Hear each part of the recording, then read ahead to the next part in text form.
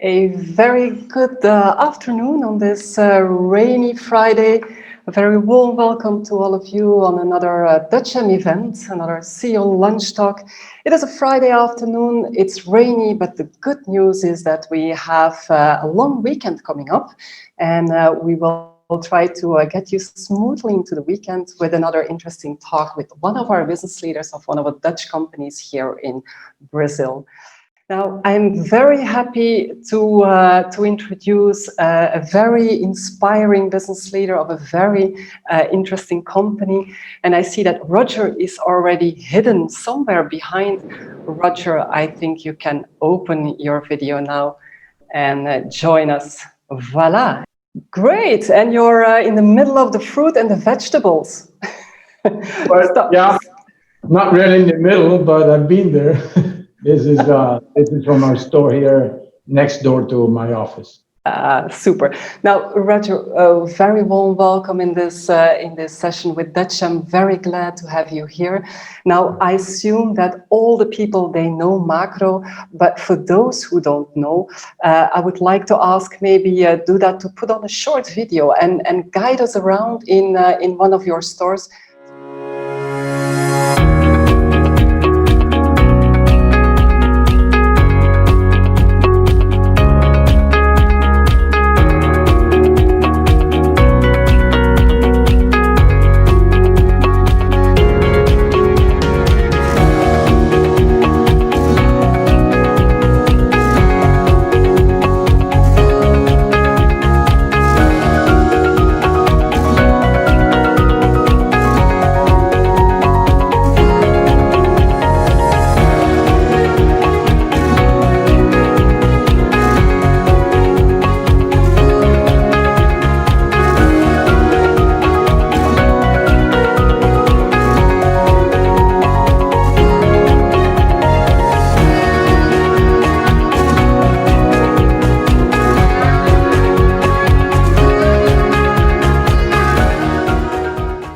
Well, it already gives me some energy Getting hungry. Yeah, hungry as well, and immediately leave this meeting and go for shopping for the weekend because everything looks so good and so fresh. But let's wait for that and wait until after this talk. But it gives a nice flavor, I think, of how Makro looks like here in Brazil. But before talking about Makro, let me ask you the first and probably the most important question: who is Roger? Well, let me thank you first. Thank you for this. Thank you for the invitation. It's an honor to be here. Thanks for the space to talk about Makro and its people. Not only Brazil, as you know, we are in the region in different countries, including Venezuela, Colombia, Peru, Argentina, and Brazil. And who is Roger Laughlin? Well, what can I tell you? It's a big story of why I'm here in Makro. But I'm from Venezuela. I was born in Venezuela. I'm married, 47 years married. Don't ask my age. Well, not. Yeah, thank you. 3 kids, a boy, 2 boys and a girl. And I'm living in Brazil. I think all of them now are in Brazil with me. Almost, I have no family left in Venezuela for obvious reasons. And I started as a supplier of Makro, so I know Makro quite well because since 1991, I've been very much involved with Makro. And I was a supplier in Makro Venezuela, which was the most successful, let's say, Makro country ever, anywhere. It was in past. And then, of course, I got pretty much involved with Makro, and then I started as also being supplier almost every country in Latin America. And then since I had an operation in China and I lived in China, I also was able to start sourcing them. And that made me very close to the management teams. So to make the story short, so when I decided for many reasons to leave Venezuela in 2004, it coincided with a meeting I had in Shanghai with the chairman of SHV, which is at the time was Patrick Kennedy, of Irish origin like me. So there was a quick chemistry there. And then he told me just something very simple. Now that you decided to leave for reasons that are obvious, why do you come to us? And we need a business leader in Argentina. Argentina was, after the famous Corralito, was facing difficult times. So he wanted more than a macro man, he wanted a business leader. So I said, well, now that we decided to leave Venezuela, I was going to the US at the time. That's where Venezuela used to go. And then this came up of going to Buenos Aires. And so my family said, well, why not? And so the family business remained with my younger brother. It didn't last much, of course, under this government we have today. And I went to Argentina in 2000, at the end of 2005. And this is how I started in Makro and in SHV. Yeah, and at the beginning of a really nice story at Makro, I think, Roger, because you were the CEO of Argentina afterwards, already in 2010. Only 4 years later, you were managing also Brazil, and then I think in 2017 also Group, because now you're responsible, right, for the 5 countries in South America, if I'm not wrong. Yeah. But Makro has been here. You're part of the SAV Group. For those who don't know, it's a steenkoolhandelsvereniging, to say it in a good Dutch. But they're active in quite a lot of parts, in quite across the world and in many different industries. But some people may not know Supergas, Bras, Mammoet are also Nitreco are also companies that are part of the group, right? And it's still a family-owned company. But here in South America, you're in Brazil, Argentina, Colombia, Peru, Venezuela. But how important is Brazil for the group as Makro? Well, Brazil was number 1, as you know, and Makro Brazil was the biggest by far. Today, or as you well know, we sold 44 stores of those 72 that we had. So it is the most important because it was founded in 1972, 73, really, November 1971. But it was the first cash and carry, first big stores of big areas, was Makro. So, of course, has a special place in the shareholders' heart and everyone's heart. So Brazil is still the country, I think it's the most important, is still. But let's say that we have some countries like Peru and even Colombia and Argentina, which are growing as fast as Brazil. But I think Brazil still has the most potential. So, and of course, what we did is we sold out those stores and refocused in São Paulo to become very strong in the state of São Paulo. We are very strong and growing and doing very well in the state of São Paulo. Get our act together, our strategy implemented, as we changed the strategy 2 years ago, total different strategy now of Makro. And then once we get our act together, our strategy implemented, and then grow back again with different formats of stores, a different concept, different customers, etc. So this is a bit of what we did here. Yeah, the market is also indeed changing, but I think you were by far the pioneer of the big, large stores here in Brazil for sure.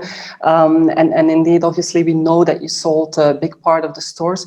But again, then the strategy for the future is to concentrate in the first place now to São Paulo, to reinvent the concept of Makro. Is this a bit the way you go? The strategy is not really to reduce ourselves. That was a consequence. The strategy was we need to adapt to the new market. I think we missed the train, to be very honest. At a time, we missed the train. And the train was going into more the atacarejo concept, which is a concept of our main competitors. Let's say a macro look store for everyone, for families, for professionals, for everyone. And of course, we were the first one, and they copied our format. They made it much simpler. So everyone can buy in these new stores of our competitors. You don't need a passport. You don't need anything. Just walk in and buy. We were more restrictive at the time. We were convinced that we should be focused on the professional customers. And therefore, if I want to focus on professional customer, I need the data. I need the information. I need what to buy. So we can cater our offer to them in a better way. And then we were focused on that, and the market was going one way, we were going the other way. So we decided at the time, say, listen, we have to change strategy in the region. Although we are leaders in the other countries, we were not leaders here. So we said, in order to grow in Brazil, we have to change. So the number fundamental change was now we're going to look for families. Before, families were welcomed. Today, we actively look for them. We invest in them. Before, we did not invest in them. And that's a huge change in our stores. That means we have to reform store, put air condition, assortment, Exactly. packaging, everything. Talking maybe about Makro Food Service, maybe a division that not a lot of people know. Is this the part that is willing then to focus on the HoReCa segment, the hotels, restaurant? Is this also part of the strategy to develop this? The Omnichannel concept is part of a strategy. So now that you have professional, you have families, then how you cater both type of customers. So we have the store that still has what the HoReCa customer needs, but the market is going more, the professional market is going more into sales and delivery. So Makro Food Service is a solution to attend that customer that we know that in years to come, maybe 90% of them will require sales and delivery and credit. So that's the role of Makro Food Service. So we have an omnichannel concept. So my HoReCa, we are giving all those alternatives to buy from apps, with service, no service, in the store, no store, whatever they need. They dictate the way they want to buy. We are doing the same for the end consumer.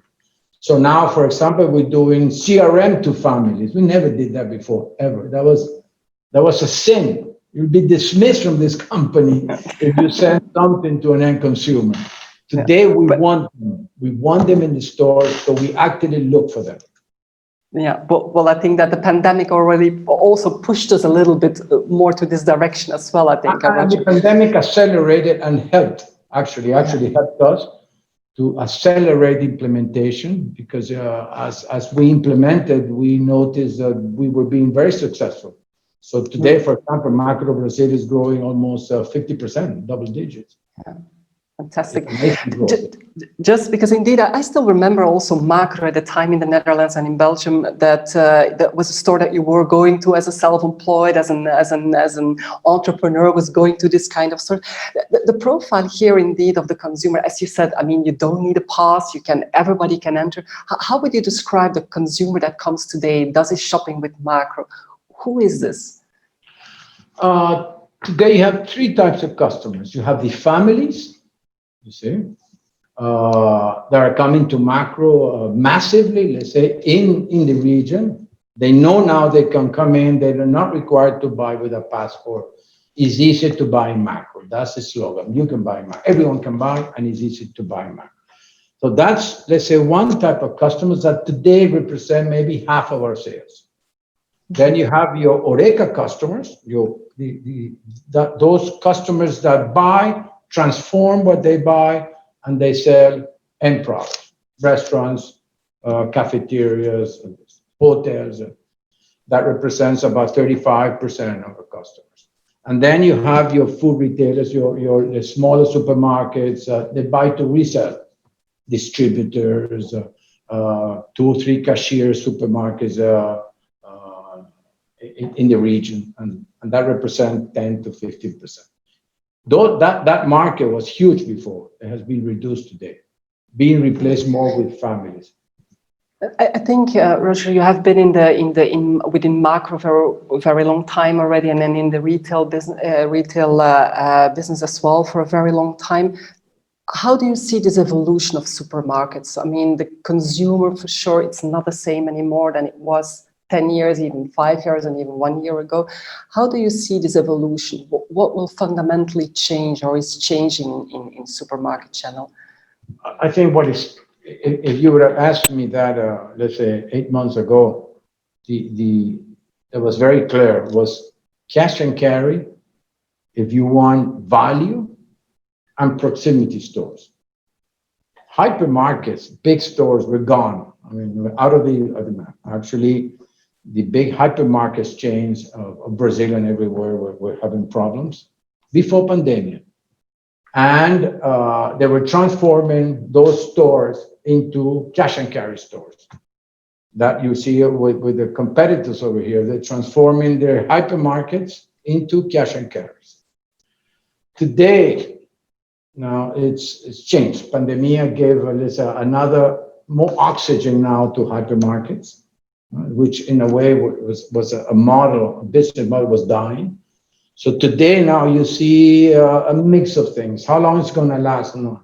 Cash and carry is still the fastest grower in Brazil, in the region, by far. And then you have the proximity stores. And then hypermarket, they are there because the pandemia just, you want to go to just to one big place to buy everything. Is that because of the fear, is that because of the fear? Sorry to interrupt you, Roger. Is that because of the fear that people just only want to do, again, this one-stop shopping, go to one store, get everything? Yeah, that's exactly. That's why hypermarkets today, I think they have a second life, to say it that way, and do it quite well. Now, is that going to last? We don't know. Now, another format that's becoming very strong is becoming, let's say, the Aldis and Lidls of Europe, is the discount store, the hard discounters, which are extremely important in Colombia, and with a growth which is amazing from nothing to 10,000 in 2 or 3 years, and growing strongly in Peru, and they probably come to Brazil too. We don't have them in Brazil. So if you ask me in the region, I would say cash and carry and discount store, those are the two channels that are really growing in Latin America. Because of price setting, because the crisis has put... the hard discounter gives you two things. It gives you proximity and discount value.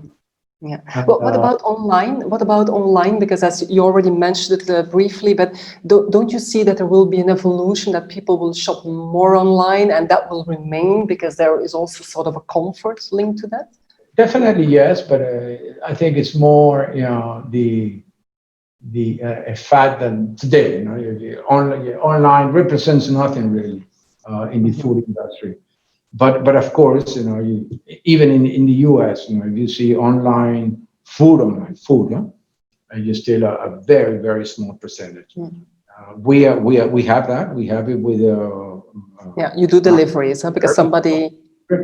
We do have delivery options. We have click and collect options in the region also. We are exploring Omnichannel. We are exploring online, but it represents. I think we do it better business with the last milers, with the Rapids, Corner Shop of the world. We're doing good business in the region with them, and that's sort of a more structure online. But to see ourselves delivering directly to families, I don't see it yet in Makro, nor in the retail industry, the food retail industry. Yet. Not yet, indeed, but things can change very quickly. We learned that this year. It's very expensive to us to do it. Yeah. Now, the whole world with this pandemic was completely put in lockdown, and now we see even in Europe that they are going to a second lockdown. But however, the supermarkets always remained open. Does that mean that Makro was not hit by the pandemic? Will you have a fantastic year now? Because not really. I think it's like watching Matrix. We have realities that change in countries from one week to the other. So you have countries like Argentina and Colombia with lots of restrictions on movement, on store opening hours, store days. We had stores there closed all weekends, for example. So store hours reduced. With let's say limits on how many people you can have in the store at once, and that impacted sales a lot. So you have Colombia and Argentina that were extremely impacted. We are in those countries selling before less than last year, although they're doing okay, surviving, no problems there. Peru went through tough times at the beginning, but now it's more relaxed. And Brazil, I think, is the better performer, because Brazil really. We didn't have really too much restrictions on opening hours or days or limits of people in stores. We just have to have what we need to do to protect our customers walking in, but that's it. So Brazil, I think, had a wonderful year, but I think every player in Argentina and Colombia struggled. Yeah, so it's struggling today. And it's difficult to compensate that through Brazil, if I understood well, for the entire zone. Indeed, you talked about the restrictions and all the transformations that you had to do in the store to keep your clients safe, Roger. I think this is also a big challenge that you have. How do you keep your customers safe? I mean, how do you give them the confidence that they go in your store, that they will not be affected by the corona? Must be a huge responsibility for you as well. How did you deal with this? How did Makro cope with this on a very short time, right? Yeah, it's a huge responsibility. I think we had a crisis committee, of course, that from day one, we worked practically every day on it in every country and at regional level also.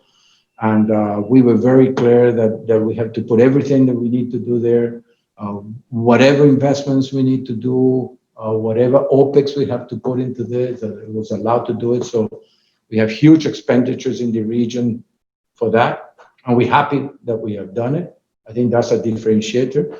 So from the beginning, I think our customers trust Makro. Makro has been a very serious company. I think if you walk into a Makro store and you look at how the level of the equipment, of the racks, of everything, you know that it's well built, well done.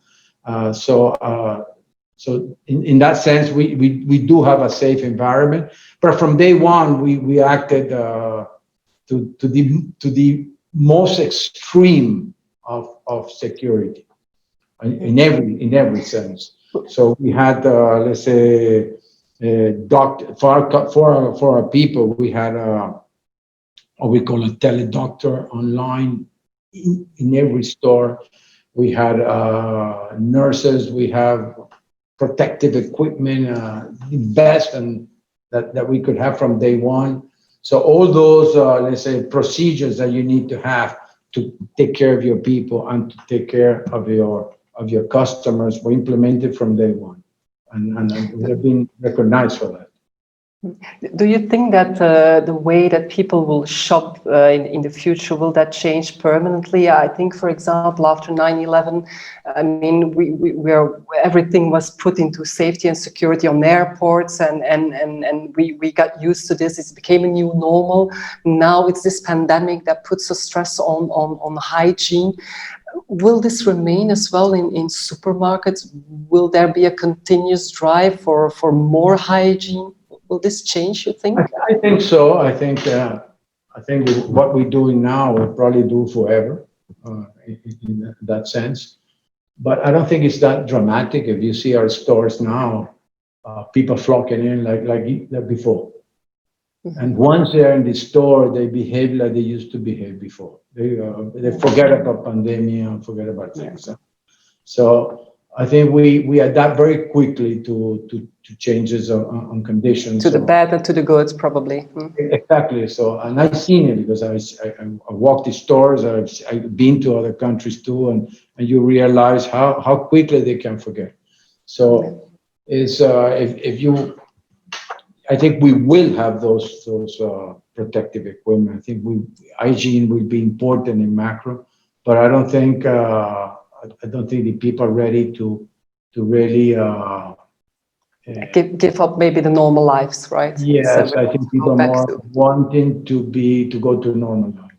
Exactly. Whatever. You have to remind them to use a mask. Oh yeah, that's true. Let me use it. They walk in, they take the mask out. You have to go back to them and tell them to put the mask on. Yeah. Roger, to talk about something else, because sometimes we tend to forget there is something else in the world than Corona, right? Talk about sustainability. You're a Dutch company. Sustainability, or Makro always had sustainability, I think, in their DNA. And you've been doing a lot of local actions as well in order to contribute to a better world. How important do you think that CSR as such is for a company such as Makro? To us, it's extremely important. I think I could say we have been leaders in the region, in this sector. Now we started in 2008 with the Pescar project in Argentina. And we took that project, a very costly project, we took it to the whole region. And that's something that we have been extremely proud of, and we've been recognized in Europe for that. So we take it very seriously. Today, we are financing together with suppliers the empowerment of women in favelas, and that's a beautiful project. And we have a bunch of suppliers on board to do this. We have been, of course, within the women empowerment, following the principles of the United Nations. And I think that those principles are very aligned to how we are and what we do. So I think, yes, I think in CSR and corporate, in social responsibility, I think it's something that's pretty much in our DNA.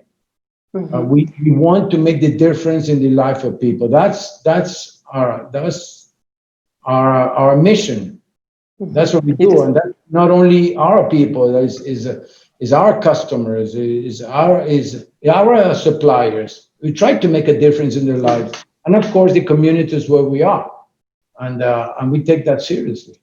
Even in Venezuela, in the situation we are, we invest in the communities where we are, and we are struggling to survive over there. Yeah, that's good. But we are courageous to take those decisions, because you have to be courageous. You have to have the backing of your shareholders to take decisions that might impact your P&L on a negative way. Absolutely. Well, and by the way, I also want to congratulate you, because recently you signed, you already mentioned it briefly, the WEPS, the right. Women Empowerment Principle with ONU Mulher here in Brazil, United Nations Women. I think it's a very nice sign. More and more Dutch companies are signing up now here in Brazil as well. And we as Dutcham, we would like to support all of these, and we help drive these companies to sign up with ONU Mulher, because I think it's important. But why did you do it, Roger? I mean, why this project? Why did you sign this WEPS? Well, I think one of the pillars of Makro today is diversity and inclusion, and we take that extremely serious. And not now, years back. And I think we are very clear on what we want with it. So WEP, in a way, it's pretty much, it was a no-brainer for us. And in all countries, we all along the world, not only Brazil, Colombia, even Venezuela. Even Venezuela has been invited to be one of the speakers. So in case of Venezuela, just to give you an example, it's almost 60% of store managers are women. Mm. I mean, I think it's the only country in the world that 60% of the store managers are women. Not even anywhere. What about Brazil, Roger? Do we Brazil, still have some challenges here? 48% of the people in the stores are women. And 32% of our management team are women. And it's not that we have targets, because we don't like to have targets, but we take it seriously from the recruitment. From when we recruit, we make sure that a woman is a finalist in the process. And that's mandatory. So we and of course, we are, I think Makro has a culture of respect. I think our culture is based on respect. So culture is based on respect. You have to respect religion. You have to respect nationalities. You have to respect race. You have to respect everything. Yeah, exactly. Well, that's very much Dutch as well. By the way, speaking of Dutch, how Dutch is Makro here in Brazil still? Do you feel this Dutch influence? No, I think the last one, I think you'll know, which is Titus, you know. We know, Dutch. I know you know, which we really, really liked and enjoyed. A great guy. Today, I think we have no Dutch here. First time ever, I think we have no Dutch.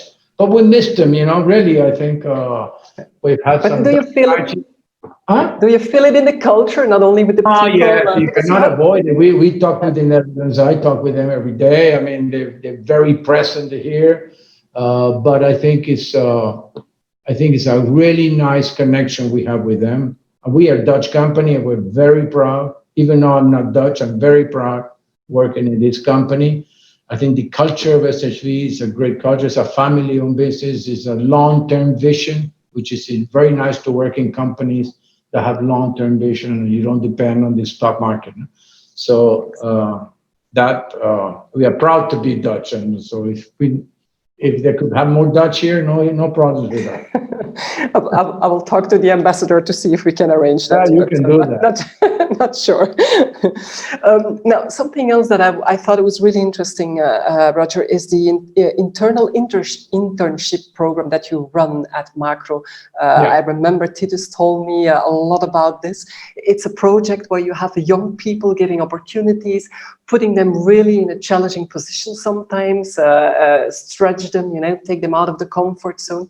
I think it's a very, can you tell something about this program? Yes, I think maybe Titus, what mentioned to you is, because we have many programs, so I think the most, let's say, well-known is what we call the 222 program.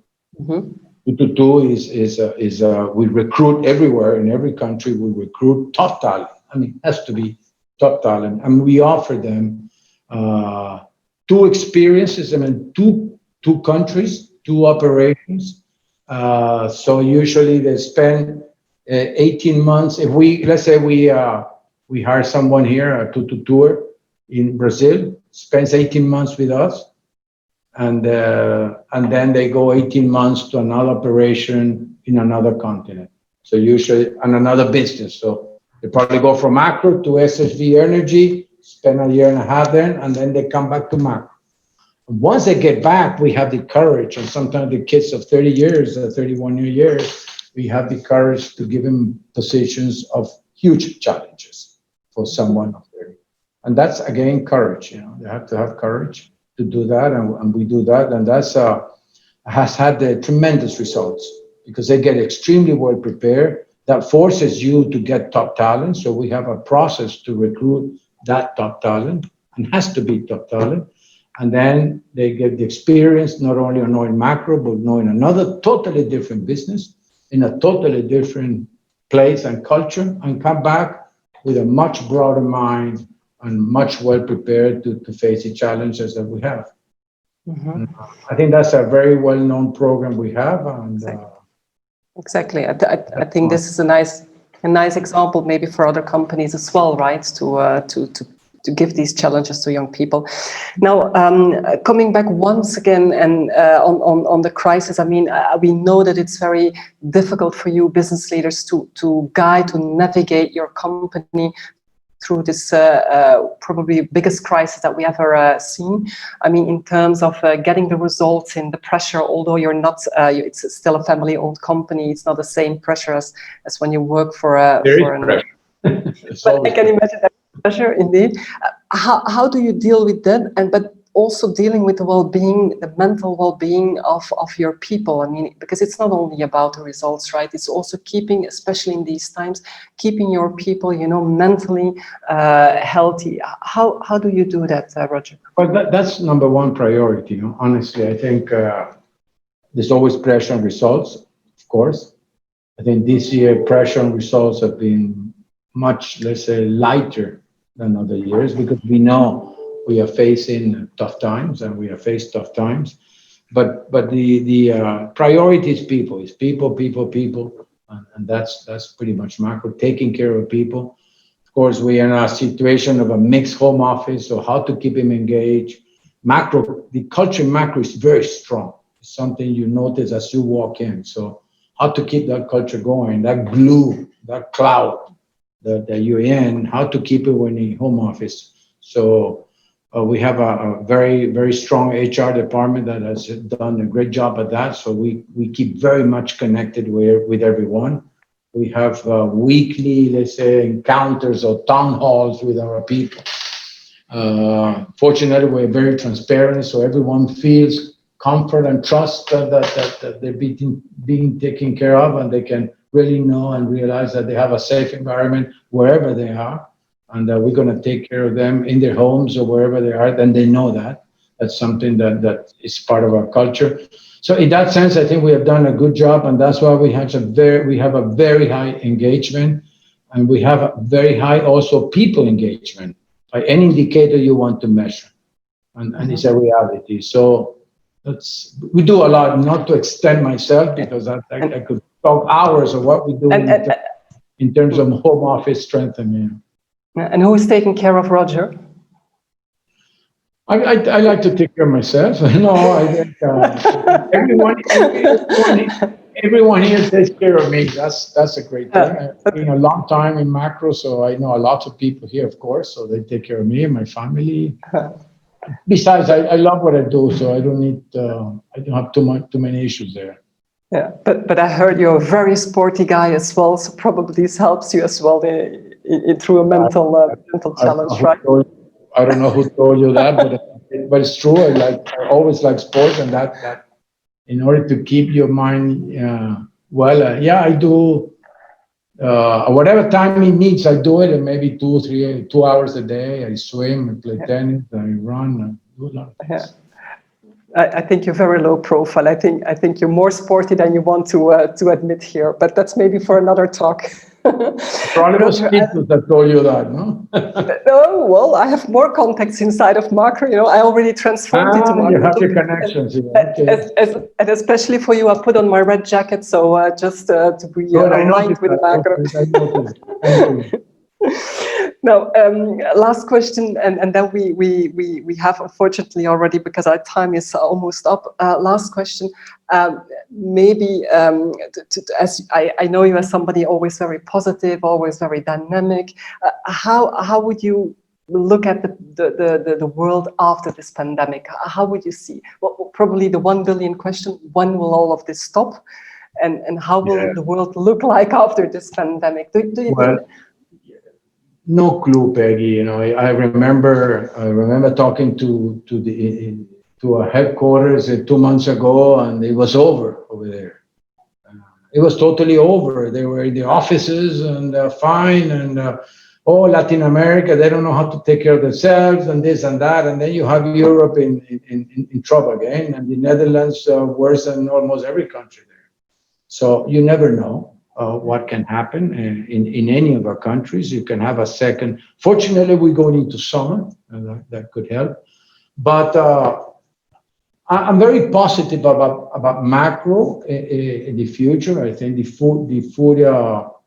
think food consumption at home although it might not increase more, but I think it's going to be at a higher level than ever before, and that helps our business quite a bit. Because I mean, you're eating at home, you're drinking wine at home. Absolutely. And then in order to drink wine at home, you have to go to Makro and buy wine. So yeah, a lot of wine and a lot of Heinekens. A lot of Heineken, of course. Absolutely. Roger, can I thank you for this really interesting debate with you? It was a pleasure having you with us. To have you with us here at Dutcham, and I would say take care of yourself, continue to take care of Makro. I think it's a fascinating company, and it was really fantastic to have your insights on this rainy Friday, chaired off for sure my Friday, and I think everybody is much more motivated now to start a long weekend. Thank you very much for being with us, and we see each other soon. You're part of my advisory board. Huh? Thank you to Dutcham. Thank you to all my colleagues there for the opportunity. Thank you for everyone that's there connected. And well, it was very nice for me to talk about Makro. That's our passion here. So thank you for the opportunity. Okay. Okay. Thank you very much. Same to you, and thank you to all the people who have been attending this webinar. Thank you for joining us. I hope you enjoyed as much as I did, and please let us know what you thought about this session. I mean, you can always join us on our social media. Let us know, like us if you liked it. That is what we like, and I wish you a very good weekend ahead, and hope to see you very soon at Dutcham. Ciao, ciao. Beijo. Beijo. Bye, Roger.